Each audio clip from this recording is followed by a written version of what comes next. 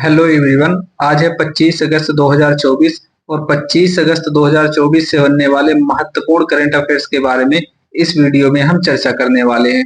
यह वीडियो सभी प्रतियोगी परीक्षाओं के लिए अत्यंत महत्वपूर्ण है और अगर आप इन प्रश्नों का क्विज लगाना चाहते हैं तो टेलीग्राम चैनल पर से जुड़ सकते हैं, जिसका लिंक डिस्क्रिप्शन में दिया गया है। तो चलिए हम चलते हैं अपने पहले प्रश्न की ओर। तो हमारा आज का पहला सवाल है, हाल ही में समाचारों में रहा डंबूर बांध किस जिले में स्थित है? तो यह डंबूर बांध त्रिपुरा जिले में स्थित है। अगर हम बात करें इस डंबूर जिले के बारे में, तो अभी जो पूर्वी बांग्लादेश में बाढ़ आई हुई थी, तो यह बाढ़ बोला जाता है गुमती नदी पर बने डंबूर बांध की वजह से आई हुई है। किंतु विदेश मंत्रालय ने इस बात से बिल्कुल इनकार किया हुआ है कि यह जो बाढ़ आई हुई है पूर्वी बांग्लादेश में, यह गुमती नदी पर बने गुमती नदी जो त्रिपुरा पर स्थित है उसके डंबूर बांध से आई हुई है। अगर बात करें यह गुमती नदी, तो यह भारत के त्रिपुरा में एक पर्वतमाला से शुरू होने वाली अंतर सीमा नदी है और यह नदी बांग्लादेश से होकर के बहती है। हमारा अगला सवाल है, हाल ही में किस मंत्रालय ने विश्व ऑडियो विजुअल और मनोरंजन शिखर सम्मेलन यानी वेब्स का आयोजन किया है?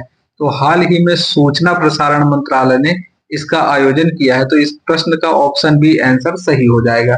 अगर हम बात करें सूचना प्रसारण मंत्रालय ने नई दिल्ली में विश्व ऑडियो विजुअल और मनोरंजन शिखर सम्मेलन वेब्स के लिए create in India challenge season 1 के तहत 25 चुनौतियां शुरू की हैं और यह वेब्स मीडिया और मनोरंजन उद्योग में सहायक होंगे, नवाचार में सहायक होंगे और चर्चाओं के लिए एक मंच प्रदान करेंगे। अब इसके अगर लक्ष्य की बात किया जाए तो भारत में क्रिएटिव अर्थव्यवस्था को बढ़ावा मिलेगा इसके माध्यम से और भारत को एक आकर्षक निवेश गंतव्य बनाने और नए उद्योग रुझानों के अनुकूल होना शामिल इसमें बताया जा रहा है।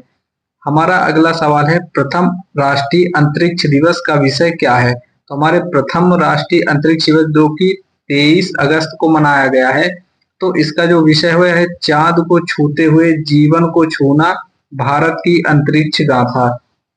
यह हमारे जो 23 अगस्त 2024 को पहला राष्ट्रीय अंतरराष्ट्रीय दिवस मनाया गया है उसका यह विषय है। यह दिन चंद्रयान 3 के विक्रम लैंडर के चंद्रमा के दक्षिणी ध्रुव पर सफलतापूर्वक लैंडिंग करने की वजह से मनाया जाता है और जिस पॉइंट पर यह लैंडिंग किया था हमारा लैंडर विक्रम लैंडर, उसे शिव शक्ति पॉइंट के नाम से जाना जाता है। यह उत्सव का विषय जैसा कि हमने पहले ही पढ़ लिया है कि चंद्रमा को छूते हुए जीवन को छूना भारत की अंतरिक्ष गाथा है। हमारा अगला सवाल है, हाल ही में भारत ने किस राज्य में उच्च जोखिम वाली हिमनद झीलों का अपना पहला सर्वेक्षण शुरू किया है? तो हाल ही में है अरुणाचल प्रदेश में सर्वेक्षण शुरू किया गया है। बात करें अगर भारत के अरुणाचल प्रदेश में, तो यह तवांग और दिबांग घाटी में जो उच्च जोखिम वाली ग्लेशियर झीलें हैं उन्होंने अपना पहला सर्वेक्षण शुरू किया गया है। यह पहल पिछले अक्टूबर में सिक्किम की दक्षिण में एक लहोनक झील में ग्लेशियर झील के फटने से आई बाढ़ के बाद की गई है। इसका नेतृत्व तो राष्ट्रीय आपदा प्रबंधन या एनडीएमए कर रहा है। यह राष्ट्रीय ग्लेशियर झील फटने की बाढ़ मिशन का हिस्सा है। यानी ये इसलिए किया जाता है क्योंकि जो ग्लेशियर पिघल रहे हैं उनकी वजह से ज्यादा बादल फटे या बाढ़ आए, तो उनको रोकने के लिए किया गया सर्वेक्षण है। हमारा अगला सवाल है, हाल ही में किस मंत्रालय ने भारत में सी प्लेन संचालन के लिए दिशा निर्देश जारी किए हैं? तो हाल ही में नागरिक उड्डयन मंत्रालय ने सी प्लेन संचालन के लिए दिशा निर्देश जारी किए हैं। अगर बात करें केंद्रीय नागरिक उड्डयन मंत्री, तो यह ज्योतिरादित्य सिंधिया है और भारत में ये सी प्लेन संचालन के लिए अभी हाल ही में नए दिशा निर्देश जारी किए गए हैं। मंत्री ने यह भी बताया कि उड़ान संस्करण 5.4 भी पेश किया गया है, जिसमें रद्द किए गए मार्गों के लिए नई बोलियां आमंत्रित की गई हैं। क्षेत्रीय संपर्क योजना उड़ान को 2016 में दूर दराज या असवेद क्षेत्रों में हवाई संपर्क में सुधार के लॉन्च किया गया था। हमारा अगला सवाल है, हाल ही में किस देश ने राइट टू डिस्कनेक्ट कानून लागू किया है?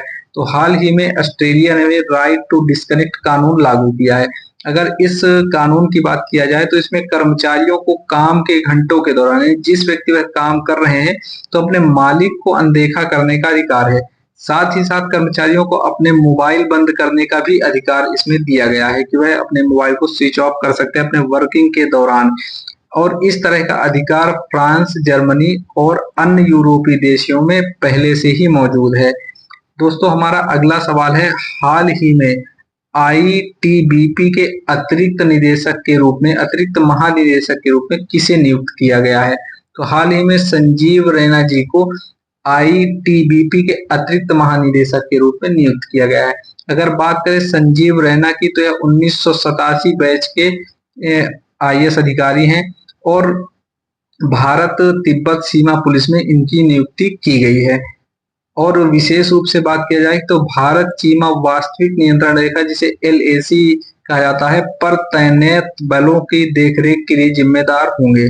यह एक महत्वपूर्ण घटना है क्योंकि वह आईटीबीपी के इतिहास में इस उच्च पद तक पहुंचने वाले केवल दूसरे अधिकारी हैं जो भारतीय पुलिस सेवा यानी आईपीएस से नहीं है।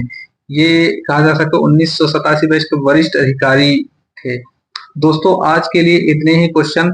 अगर आपको यह वीडियो अच्छा लगा हो तो इस वीडियो को अपने दोस्तों तक शेयर करें और इस चैनल को सब्सक्राइब करें। और क्विज लगाने के लिए हमारे टेलीग्राम चैनल से आप जुड़ सकते हैं, जिसका लिंक आपको डिस्क्रिप्शन में मिल जाएगा। धन्यवाद।